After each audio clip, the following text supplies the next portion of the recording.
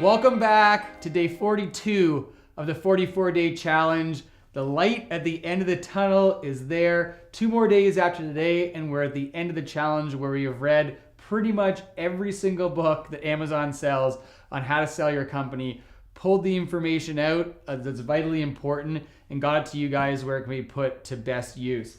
Today's book is called How to Sell Your Business the Easy Way, and it's by Noel Peebles. And of course, if there is an easy way to sell our businesses, we want to know what it is, and that's why we're digging into these books to get the information out to you guys. So Noel starts his book off in an interesting way. He calls this the acid test, and he says, would you pay a fortune for a business that tied up all of your time and in return paid you very little? And of course, the answer to that question is probably no. And if your business is in that situation where it's not paying you a ton on an annual basis, but it is tying up a lot of your time, you need to reevaluate and think to yourself, is this something that is going to be attractive to a buyer? And if not, what can I do to make it attractive and increase the revenues that are happening on an annual basis? That's why we're doing the 44-day challenge. That's why we're reading books like this and getting it out to you, because we're giving you those answers. On top of this is what Noel says. After this quote, he continues on going, sounds like a pretty poorly paid job, doesn't it? In fact, it's worse than that because you have had to buy the job. At least with a normal job, you can quit and choose another. Not with a business. You'll find yourself trapped. And that's what we don't want you guys to be there. Any business owner, that's a terrible feeling to be trapped within your business. You want to be able to have that liquidity event where you sell at the end of the day and move on and have lots of cash to go into your retirement. So he tells another story after that. He kind of sets up a bit of a depressing start to his book and then brings us back as readers, telling us a story about this guy named Mel. And he says one of the businesses that he bought as an individual that he knows that buys and sells companies, he says one of the businesses he bought was a cafe, which he paid $30,000 for. Exactly 5.5 months later, he resold it for $230,000, giving him a clear profit of $200,000. Now here's what Mel had to say. I always design every single business I own around my ultimate customer from day one. I was always going to sell out, so I created a very stable, tangible, turnkey operation that I can sell to the first buyer that walks in the door. My ultimate customer. I believe you cannot make as much money. You can never make as much money running a business as you can selling it. And later on through the book, they talk about the ultimate customer, and that ultimate customer is not the person you're working with now on the day-to-day basis that's giving you current income into your business. The ultimate customer is who is going to buy your business at the end of the day. Okay, the next thing we pulled out is what is the difference between a regular business owner and a wealthy entrepreneur? And I liked this as well because it's a good question to ask. And then it's nice that they give us the answer. So here we go. Okay, got it. You will see most business owners believe they will become wealthy by selling their products or services. The successful entrepreneur, on the other hand, sees their product as being the business itself. They develop the business to sell to their ultimate customer, the person who will buy them out. They also believe that the business itself is the most lucrative product they will ever sell. Right from day one, the entrepreneur will develop a business to appeal to a buyer of their business.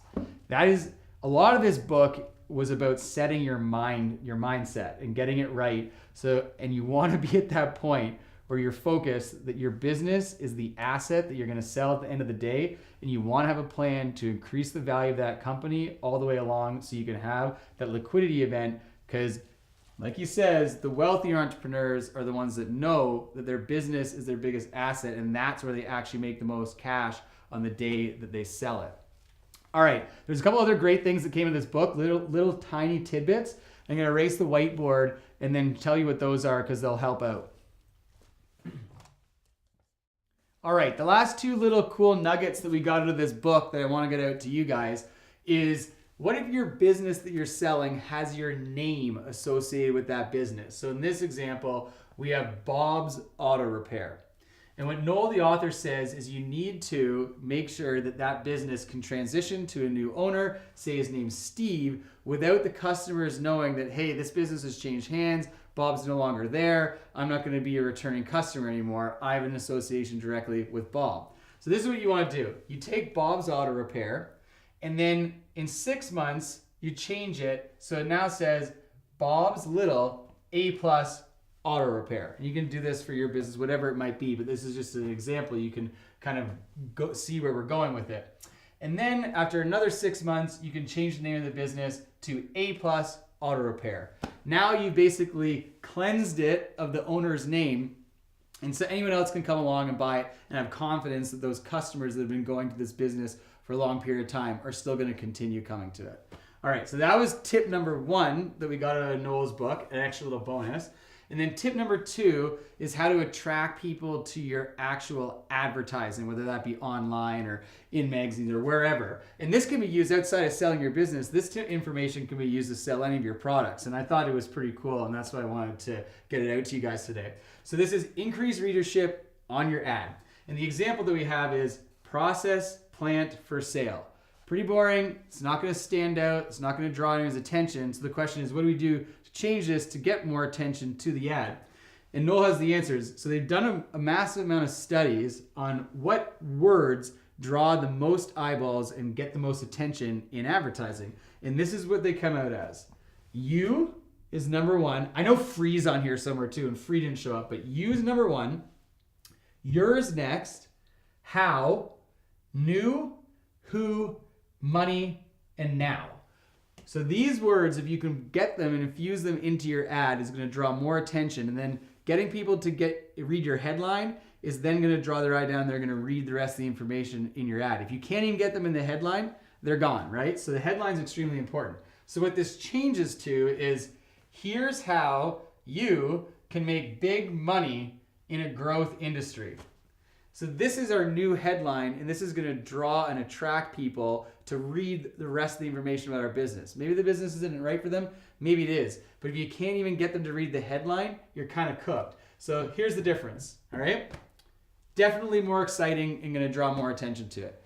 All right, those are the tips we pulled out of Noel's book today, our knowledge nugget and our couple quotes. Hopefully we'll see you guys again tomorrow on day 43.